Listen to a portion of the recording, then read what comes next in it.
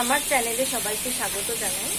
আজকে আমি তোমাদের সাথে শেয়ার করব ট্যান রিমুভাল হোম রেমেডি। পুরো ভিডিওটা দেখতে থাকো, আশা করি তোমাদের খুব ভালো লাগবে।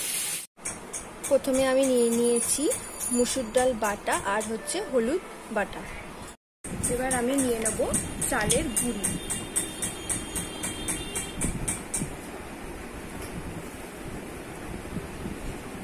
পরিমাণ মতো নেবে।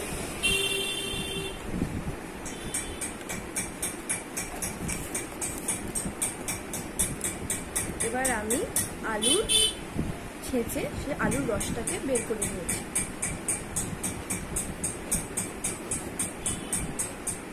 তার মধ্যে দিয়ে দেবো।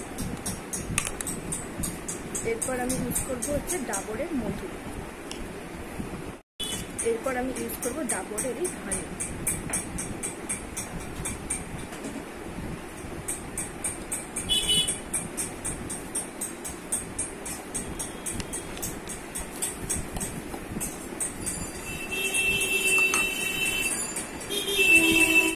এরপর আমি ইউজ করবো এই ডাবর গুঁড়ো রোজ ওয়াটার।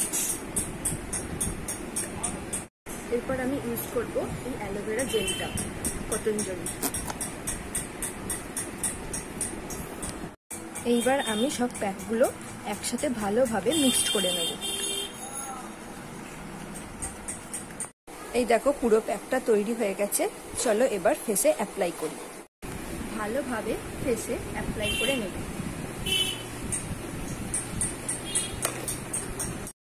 ভালোভাবে চোখের তলায় যেখানে ডার্ক সার্কেল হয়েছে বা পিম্পল হয়েছে, যেখানে অ্যাকনি হয়েছে, সেখানে অংশগুলোকে ভালোভাবে অ্যাপ্লাই করবে যাতে অ্যাকনি রিমুভ হয়ে যায়। ভালোভাবে অ্যাপ্লাই করে নেব। চালের গুঁড়ি দিয়েছি কারণ চালের গুঁড়িটা স্ক্রাবারের মতো কাজ হবে। আর মধু, অ্যালোভেরা জেল, রোজ ওয়াটার এগুলো তো স্কিনের পক্ষে খুবই ভালো।